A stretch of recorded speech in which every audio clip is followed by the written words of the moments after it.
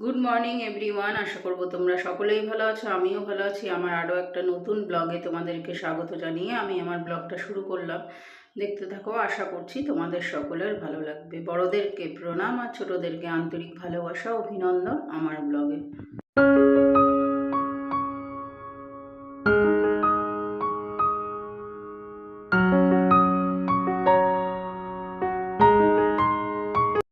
সকাল সকাল যদি ঠাকুরের বাসন না মাজি তাহলে পরে বেলার দিকে আর ইচ্ছা করে না। আর কলতলার এখানটা প্রচণ্ড পরিমাণে রোদ আসে, আর এখন গরমকালে না রোদ একদম সহ্য হয় না আমার। আমি একদম রোদে চলতে পারি না। আর এমনিতেই তো ঘামা আমার রোগ আছে, প্রচুর পরিমাণে ঘেমে যাই। তো সকাল সকাল যতটা পারি বাইরের কাজটা সেরে নিতে আগে। আর আজকে এখন বেলা হয়ে গেছে, 7:45 বাজে। তো ঘরটার সব ঝাড়পোছ করে তারপরে ঠাকুরের বাসনটা মেজে তারপরে যাব চা করতে। মা আর আমি চা খাবো। কাজের কাকিমা 2 দিন ধরে আসছে না, ওর জন্য মা আর আমি এখন খেয়ে নিচ্ছি চা। আর আজকে সকালবেলা বিটের তরকারি করেছি। বিটের তরকারি তোমার আলু দিয়ে, একটা আলু দিয়েছি, আর বিট আর লঙ্কা দিয়ে করেছি, আর একটু পেঁয়াজ দিয়ে দিয়েছিলাম এর মধ্যে। তো আমি আর মা খেয়ে নিচ্ছি। মা 2টো রুটি, আমি 2টো রুটি, আর সানের জন্য মোটা করে একটা রুটি বানিয়েছি। ও যেহেতু সকালবেলা একটা রুটি খায়, ওর জন্য একটু মোটা করে বানাই যাতে একটাতেই ওর পেট ভরে যায়, মানে 2টোর সমান একটা বানাই। তো খেয়ে দিয়ে আজকে দুপুরের কিছু রান্না বান্না নেই। কালকের চিকেনটা রয়েছে, ওটা আজকে একটুখানি বিরিয়ানির মতো বানাবো। তো আমাদের এই পাশে এই মাস্টার কাকু থাকতেন আগে, উনি এখন অন্য জায়গায় বাড়ি করেছেন। তা উনি একটা বেল নিয়ে এসছেন আমার জন্য। তো ওনাদের গাছের বেল খুব মিষ্টি, খুব সুন্দর খেতে। তো সেই নিয়ে এসেছিলেন, তাই আমাকে দিলেন। আর আমি একটু চা করে দিলাম ওনাকে। আজকালকার তো দুধ চা অনেকেই খেতে চান না, তার জন্য আমি ওনাকে লিকার চাই করে দিলাম। গাছের জিনিসের টেস্টই আলাদা। গাছ থেকে সবে পড়েছে, কাকু বলল কি এক্ষুনি তুমি বেলটা খেয়ে নাও, তা না হলে রেখে দিলে কিন্তু নষ্ট হয়ে যাবে। পড়ে যেহেতু ফেটে গেছে ওর জন্য। তো মাকে দিয়েছি আর একটুখানি রেখে দিয়েছি। এইটা হচ্ছে গিয়ে আমি দুপুরবেলা খাবো, ফ্রিজের মধ্যে রেখে দেবো। তো বাজারে যাবো আর একটু পরে, বাজার থেকে এসে ঠান্ডা ঠান্ডা বেলের শরবত খেতে বেশ ভালো লাগবে। তো এখন বাজে 1:45, এখন আমি আর মা যাচ্ছি বাজারে, বাজারের দিকে। তো বাজারেও যাব আর একটু ব্যাংকেও মার দরকার আছে, সেই জন্য যেতে হবে।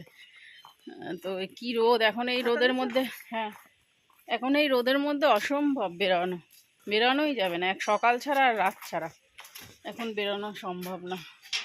তবুও যেতে হবে, দরকার লাগলে তো যেতেই হবে। ছাতা নিয়ে নিয়েছি। হ্যাঁ আসো তাড়াতাড়ি, গেটটা দিয়ে দাও।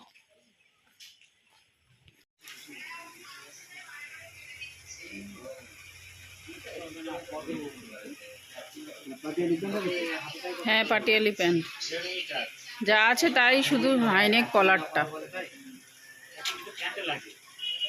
রাজে চলে এসেছি টেলার্স। একটা চুড়িদার বানানো ছিল, মানে সিটটা বাড়ি ছিল, বানিয়ে দিয়েছে কাকু। আর এমনি লিখছে, এখন বিলটা পেমেন্ট করব তাহলেই হয়ে যাবে। এখন ফাঁকা, এই বাজার একদম ফাঁকা। মা রয়েছে ব্যাংকে, আমি চলে এসেছি এদিকে। আমি একটু মুদি দোকান থেকে জিনিসপত্র নিলাম, আর এই যে একটা চুড়িদার বানানো ছিল এখানে, তো সেটা নিতে এসেছি। আসি কিন্তু মনে থাকে না, তো আজকে কাগজটা সামনে ছিল তাই কাগজটা দিয়ে তারপরে চুড়িদারটা নিয়ে যাচ্ছি। দুপুরবেলা মার সাথে বাজারে গেছিলাম। বাজার থেকে আসার পথে ডাল কিনে নিয়ে এসেছি 3 রকম, মটরের ডাল, বিউলির ডাল, আর হচ্ছে গিয়ে তোমার ছোলার ডাল। তো 3 রকমের ডাল কিনে নিয়ে এসেছিলাম। তো সেটাই এখন কন্টেনারে বিকালবেলা ঢেলে ঢেলে জায়গা মতো রেখে দেবো।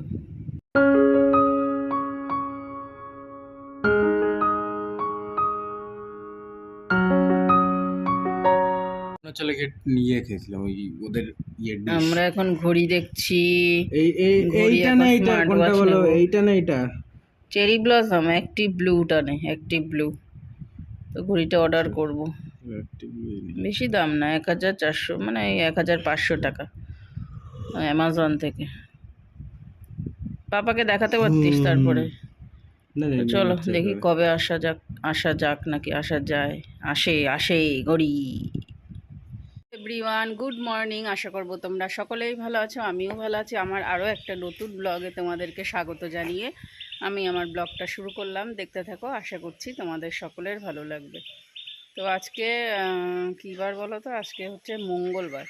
তো আজকে যাচ্ছি হচ্ছে আমার বান্ধবীর বাপের বাড়ি। ওদের বাড়ি মহোৎসব আছে। তো আগের বছরও গেছিলাম, আগের বছরও ভিডিও করেছিলাম। তো এইবারেও যাচ্ছি। কালকে রাত্রেবেলা ও ফোন করে বলেছিল, তো হাজব্যান্ডের কাছে মানে পারমিশন নিলাম যে যাব কি না। তো বললো যাও। তা যাচ্ছি, এখন বেরাচ্ছি। সকালবেলা রান্না বান্না করে রেখে গেছি, আজকে যেহেতু নিরামিষ মঙ্গলবার, সেহেতু ডাল আর ভাত আর কুঁদরি ভাজা, মানে একটা তরকারি মতো, ওটা করে রেখে তারপরে এখন যাচ্ছি ওদের বাড়িতে। তার আগে মিষ্টি নেব, মিষ্টি নিয়ে তারপরে ওদের বাড়ির সামনে যাব। তারপরে দেখা যাক ও কী করে যায়। তো চলো এখনের মতো রাখি, এখান থেকে আরও বাজারে যেতে হবে। আর আমি সকালবেলা রুটি আর সবজি খেয়েই বেরিয়েছি।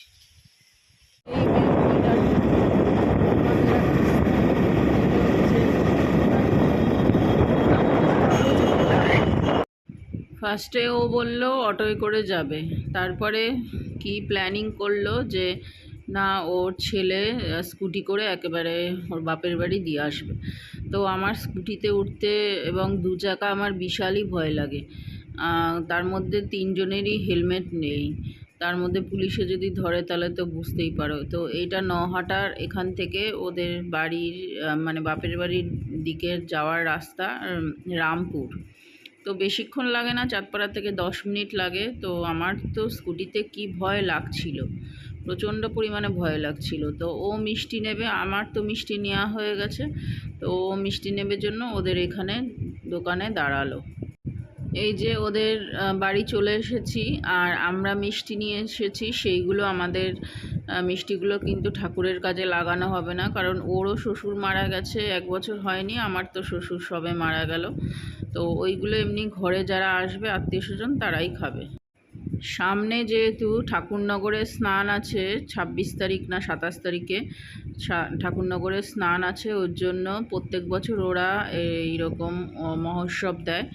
আর এটা হচ্ছে ওদের বাড়ির ঠাকুর, ওদের বাড়ির হরিচাঁদ গুরুচাঁদের মন্দির আছে। তো সেখানে ওরা মহোৎসব দেয়। তো যাই হোক, এই যে কেউ নেই বাড়িতে, সব ঘট পাল্টাবে জন্য জল আনতে গেছে নদীতে। তো আমি আর চন্দনা বসে রয়েছি। আর চন্দনার এটা হচ্ছে গিয়ে ভাইয়ের মেয়ে, কি পাকা পাকা কথা বলে বন্ধুরা, জানো তো, প্রচণ্ড পাকা কথা বলে। আর এখনকার দিনের ছেলে মেয়েদের কোনো কিছু শেখাতে লাগে না, ওরা মানে আলাদাই একটা তৈরি হয়েই আসে। তো সেই পাকা পাকা কথা বলছিল। আর এখানে মিউজিক হচ্ছিল, যেহেতু অনুষ্ঠান বাড়ি, একটু তো গান বাজনা হবে ঠাকুরের। তো তার জন্য আমি ভয়েসটা দিলাম ওই আসল আওয়াজটা মিউট করে। তো এদের একটা নিয়ম আছে, সেটা হলো যে তোমার ঘট না পাল্টানো পর্যন্ত হাঁড়ি জ্বালানো যাবে না, আগুন ধরানো যাবে না। তো তার জন্য ঘরটা পাল্টে এসছে, তারপরে ওরা রান্না বসিয়েছে। এখন প্রায় 11:30 বাজে। তো দেখো কীর্তনের দলের লোকেরা এসে কীর্তন শুরু করে দিয়েছে অলরেডি। আর আজকে জানো তো বন্ধুরাও, প্রচুর পরিমাণে গরম পড়েছিল, প্রচুর গরম। আর এই গরমের সিজন চলে আসলো। তো চারিদিকে ফ্যান চলছে।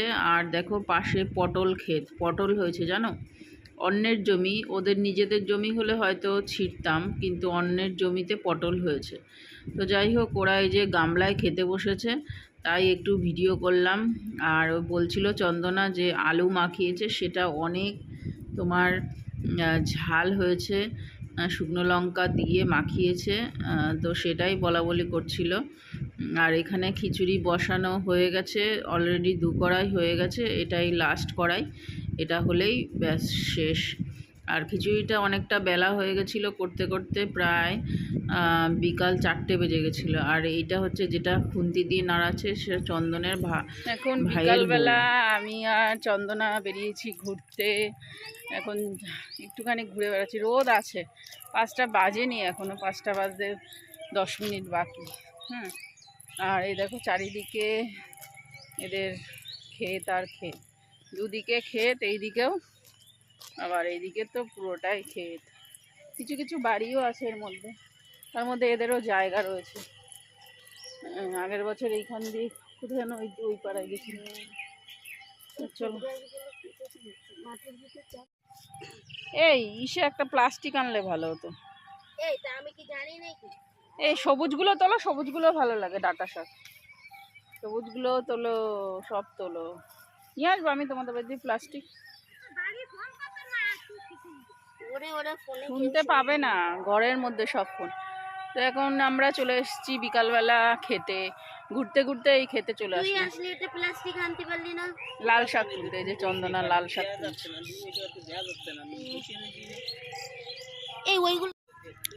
আমি এখন লাল শাক তুলছি বন্ধুরা। দেখো আমাদের ওখানে কিনে খেতে হয়, আর এখানে লোকেরা ছেড়ে দিয়েছে, জমি ছেড়ে দিয়েছে, তাই শাক নিয়ে যেতে বললো। তুমি তুলেছো? হ্যাঁ, এগুলো ভালো হবে? উঠলোই না।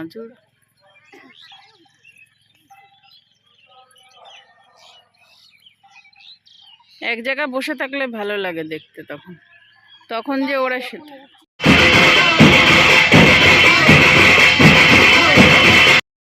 তো কীর্তন তো শেষ হয়ে গেছে, এখন বেলা 5টা বাজে। বেলা বলতে বিকালই হয়ে গেছে, 5টা বেজে গেছে। এরপরে খিচুড়ি খাওয়া দাওয়া হবে। তারপরে খিচুড়ি খাওয়ানোর পরে আমরা বাড়ি যাব। আমাদের প্রায় 7টা বেজে গেছিলো আমার আর চন্দনার আসতে। তো এই যে সবাই বসেছে, তো এই পরের বইটাকে আমরা খেয়ে তারপরে বাড়ি যাব। তো চলো আজকের মতো ব্লগটা এখানেই শেষ করছি।